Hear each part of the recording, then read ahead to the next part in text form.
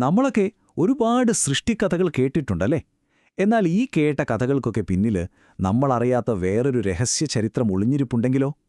ഭരണാധികാരികളുടെ സ്വഭാവം എന്നു പേരുള്ളൊരു പഴയ ഗ്നോസ്റ്റിക് ഗ്രന്ഥം അത് പറയുന്നത് അങ്ങനെയൊരു കഥയാണ്. അപ്പോൾ നമുക്ക് ആ ലോകത്തേക്കൊന്ന് പോയി നോക്കിയാലോ?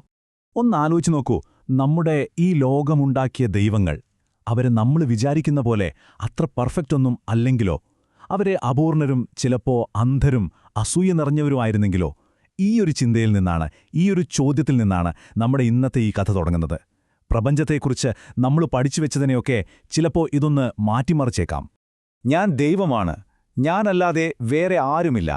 കേട്ടില്ലേ ആ വാക്കുകളിലെ ഒരു അഹങ്കാരം? ഇത് വേറാരുമല്ല, ഈ കഥയിലെ പ്രധാന ഭരണാധികാരി സ്വയം ദൈവമാണെന്ന് പ്രഖ്യാപിച്ച ആർക്കോണിന്റെ വാക്കുകളാണിത്. പക്ഷേ ആ പ്രപഞ്ചത്തിന്റെ നിശബ്ദതയെ ഭേദിച്ച് ആ അഹങ്കാരത്തിനൊരു മറുപടി വന്നു. എവിടെ നിന്നെന്നറിയാത്ത ഉയർന്നൊരു ലോകത്തു നിന്നുള്ള ഒരു ശബ്ദം. നിനക്ക് തെറ്റി, സമയേൽ.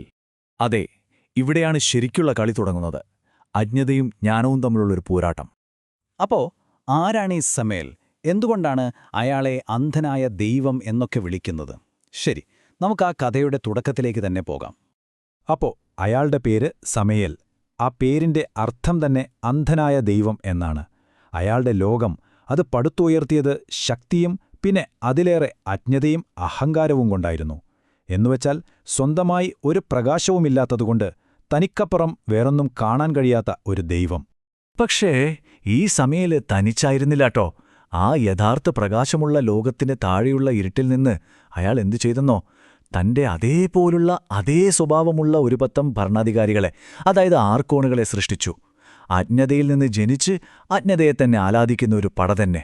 ഓക്കെ, അപ്പോ ഈ ഒരു വലിയ പ്രാപഞ്ചിക നാടകത്തില് നമ്മൾ മനുഷ്യർക്ക് എവിടെയാണ് സ്ഥാനം?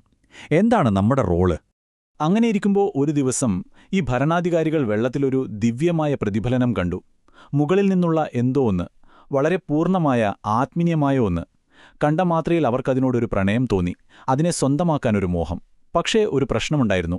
അവർക്കതിന്റെ ആത്മാവിനെ, അതിന്റെ യഥാർത്ഥ സത്യത്തെ മനസ്സിലാക്കാനുള്ള കഴിവുണ്ടായിരുന്നില്ല. അവർ കണ്ടത് വെറുമൊരു ബാഹ്യരൂപം മാത്രം.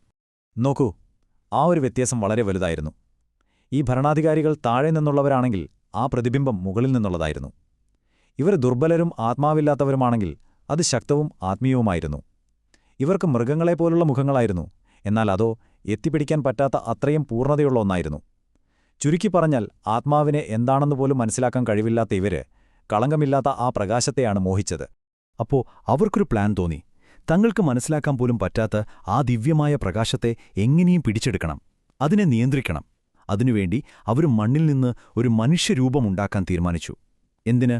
ആ ആത്മാവിനെ അതിനകത്തെ പിടിച്ചിടാൻ, ഒരു ജയിലറെ പോലെ.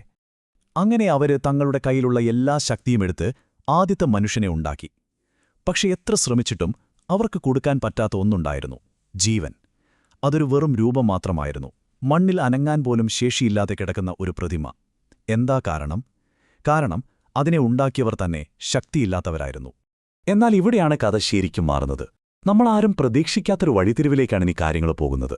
ഈ ഭരണാധികാരികൾക്ക് പറ്റാതിരുന്ന കാര്യം ആ യഥാർത്ഥ പ്രകാശത്തിന്റെ ലോകം സാധിച്ചെടുത്തു.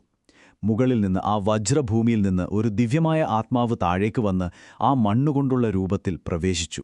അപ്പോൾ ആദ്യമായി ആ രൂപം ശ്വാസമെടുക്കാൻ തുടങ്ങി, കണ്ണുകൾ തുറന്നു, അതിന് ജീവനുണ്ടായി. അവന് പേര് കിട്ടി, ആദാം. അങ്ങനെ ഉണർന്നെണീറ്റപ്പോൾ ആദാം തനിച്ചായിരുന്നില്ല. അവൻ തന്റെ ആത്മാവിന്റെ മറുപാതിയെ, ആ ആത്മീയ സ്ത്രീയെ തിരിച്ചറിഞ്ഞു. അവളെ കണ്ടതും അവൻ പറഞ്ഞു, നീയാണ് എനിക്ക് ജീവൻ നൽകിയത്, അതുകൊണ്ട് നിന്നെ ജീവനുള്ളവരുടെയെല്ലാം മാതാവ് എന്ന് വിളിക്കും. മനുഷ്യന്റെ ഈ ഒരു ആത്മീയമായ പൂർണ്ണത കണ്ടപ്പോഴുണ്ടല്ലോ, ആ ഭരണാധികാരികൾക്ക് സഹിച്ചില്ല.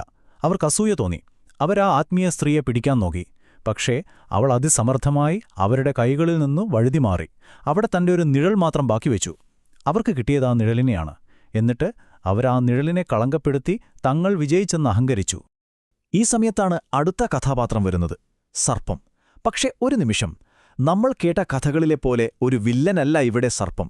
ഇവിടെ അതൊരു ഉപദേശകനാണ്. അവൻ വന്നത് തന്നെ ഒരു ചോദ്യവുമായാണ്. സർപ്പത്തിന്റെ വാക്കുകൾ ഒരു കെണിയായിരുന്നില്ല, അതൊരു വലിയ വെളിപ്പെടുത്തലായിരുന്നു. 4 കാര്യങ്ങളാണ് പറഞ്ഞത്. 1, ആ ഭരണാധികാരികൾ അസൂയ കൊണ്ടാണ് നിങ്ങളെ വിലയ്ക്കുന്നത്. 2, അവര് നുണയാണ് പറഞ്ഞത്, നിങ്ങൾ മരിക്കുകയൊന്നുമില്ല. 3 അത് കഴിച്ചാൽ നിങ്ങളുടെ കണ്ണുകൾ തുറക്കും. 4 നിങ്ങൾ നന്മയും തിന്മയും തിരിച്ചറിഞ്ഞ് ദൈവങ്ങളെപ്പോലെയാവും. ഇതൊരു പ്രലോഭനമായിരുന്നില്ല, ജ്ഞാനത്തിലേക്കുള്ളൊരു ക്ഷണമായിരുന്നു. അങ്ങനെ അവര് ആ പഴം കഴിച്ചു. അതൊരു പാപമായിരുന്നില്ല, മറിച്ചൊരു ഉണർവായിരുന്നു.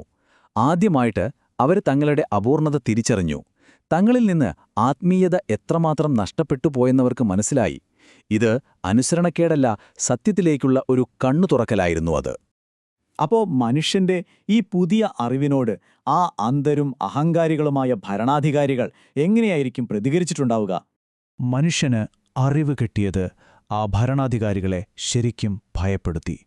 പിന്നെ അവരുടെ പ്രതികാരമായിരുന്നു ക്രൂരമായ പ്രതികാരം.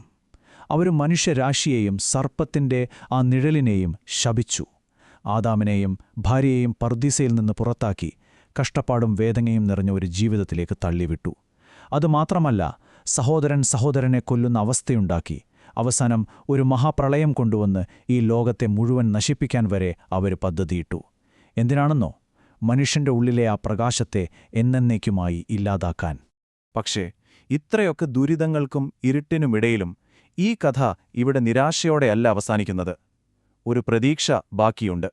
കാരണം എന്താണെന്ന് വെച്ചാൽ, ഇത്രയൊക്കെ അടിച്ചമർത്താൻ ശ്രമിച്ചിട്ടും മനുഷ്യന്റെ ഉള്ളിലെ ആ ദിവ്യമായ തീപ്പൊരി അവർക്ക് കെടുത്താൻ പറ്റിയില്ല. നോറിയയെപ്പോലുള്ളവരിലൂടെ ആ ആത്മീയ പാരമ്പര്യം മുന്നോട്ടു പോയിക്കൊണ്ടേയിരുന്നു. ആ ഭരണാധികാരികളുടെ ഇരുട്ടിന് തൊടാൻ പോലും പറ്റാത്ത കളങ്കമില്ലാത്തൊരാളായിരുന്നു അവൾ. അവസാനം ഒരു വലിയ പ്രവചനം വരുന്നുണ്ട്. ഒരു ദിവസം ഒരു യഥാർത്ഥ മനുഷ്യൻ വരുമത്രേ. അയാൾ വന്ന് മനുഷ്യരെ എല്ലാ സത്യങ്ങളും പഠിപ്പിക്കും. അവരെ നിത്യജീവന്റെ തൈലം കൊണ്ട് അഭിഷേകം ചെയ്യും. അതോടെ മനുഷ്യർ അന്ധമായ ചിന്തകളിൽ നിന്ന് മോചിതരാകും. മരണത്തെപ്പോലും അവർ ചവിട്ടിമെതിക്കും. അതായിരുന്നു ആത്യന്തികമായൊരു പ്രത്യാശ. അപ്പോൾ ഇതെല്ലാം കേട്ടുകഴിയുമ്പോൾ നമ്മൾ അവസാനം ഒരൊറ്റ ചോദ്യത്തിലേക്കാണ് എത്തുന്നത്. ഒരുപക്ഷേ മനുഷ്യന്റെ ഏറ്റവും വലിയ പാപം എന്ന് പറയുന്നത് അനുസരണക്കേടായിരുന്നില്ലെങ്കിലോ? മറിച്ച് അറിവില്ലായ്മ, അതായത് അജ്ഞതയായിരുന്നെങ്കിലോ? ആ ഒരു ചിന്ത ഞാൻ നിങ്ങൾക്കായി വിട്ടുതരുന്നു. ഒന്നാലോചിച്ചു നോക്കൂ.